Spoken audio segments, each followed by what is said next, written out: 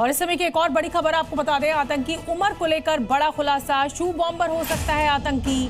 Blast site से metal की जांच अब चल रही है। जो मेटल ब्लास्ट साइट से मिला है उसकी अब जांच चल रही है। शू ब्लास्ट करने की बात हो रही है। शू बॉम्बर हो सकता है आतंकी।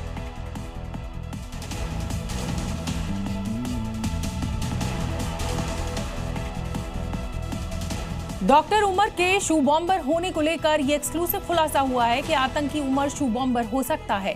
दरअसल धमाके वाली कार के पास एक जूता बरामद हुआ था। जूते में एक मेटल नुमा सामान मिला है। जूते में छिपे विस्फोटक से ब्लास्ट की आशंका है। अब तक जांच में एजेंसियों को शू बॉम्बर का शक है। ब्लास्ट साइट से TATP विस्फोटक के कुछ टुकड़े भी मिले हैं। अमोनियम नाइट्रेट के साथ TATP के इस्तेमाल की पुष्टि हुई है।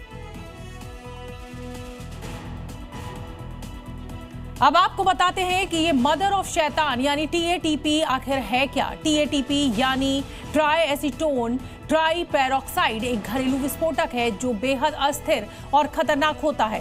थोड़ी सी गर्मी, घर्षण या करंट से इसमें ब्लास्ट हो सकता है। इसके केमिकल्स आसानी से मिल जाते हैं। अकेले आतंकी या स्लीपर सेल भी इसका इस्तेमाल करते हैं।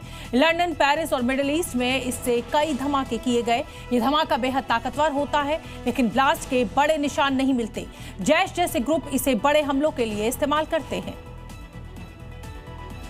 दिल्ली ब्लास्ट मामले को लेकर नूह में जांच एजेंसियों ने डेरा डाल लिया है। आतंकी फंडिंग के आरोप में नहीं की हयात कॉलोनी से रिजवान और शोएब को कस्टडी में लिया गया है। अल फलाह यूनिवर्सिटी में इलेक्ट्रीशियन शोएब ने ही अपने रिश्तेदार के मकान में संदिग्ध आतंकी डॉक्टर उमर को कमरा किराए पर दिलवाया था। वहीं जांच एजेंसियां अब डॉक्टर उमर के एग्जिट रूट की तलाश में जुटी हुई।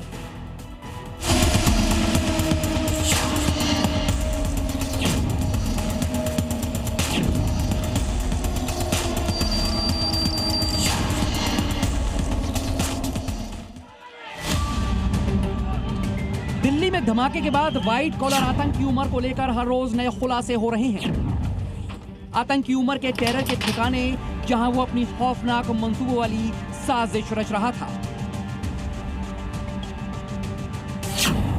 जैसे पुलवामा में आतंकी उमर का घर था जहां इसकी साजिश की शुरुआत हुई।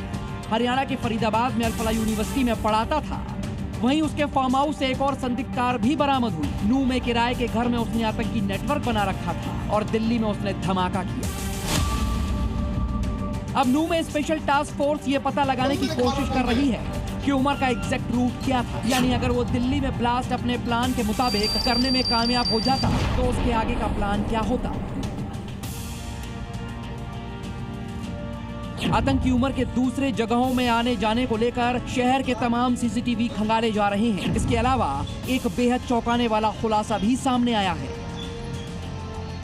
दरअसल नूह से सटी तावडू घाटी को उसने अपनी विस्फोटक की प्रयोगशाला बनाने की कोशिश की थी। ये बेहद दुर्गम घाटी है। आसपास काफी बड़ी संख्या में जंगली जानवर हैं। चौंकाने वाला खुलासा करने जा रहे हैं जी मीडिया के द्वारा कि जो टेरर की घाटी ये कुछ दिनों के लिए बन गई थी और यही वो घाटी आप देख सकते हैं कि मैं कैमरा जर्नलिस्ट रंजन से कहूंगा कि ये दिखाएं कि ये जो घाटी है इसे 52 मोड़ वाली घाटी कहा जाता है। 52 मोड़ इस पे हैं और बेहद खतरनाक घाटी है। यहाँ पर काफ़ी बड़े पैमाने पर बड़ी संख्या में जंगली जानवर भी हैं और ये देख सकते हैं कि आप ये नीचे एक तरफ अरावली की पूरी रेंज है वो आपको दिख रही है और यहीं से जो उमर था, जो डॉक्टर उमर, जो नूह जहाँ से हम खड़े हैं इस समय तावड़ू घाटी में, वहाँ से बमुश्किल 10 किलोमीटर दूरी पर एक हिदायत नगर है, वहाँ पर रह रहा था और विस्फोटक तैयार कर रहा था।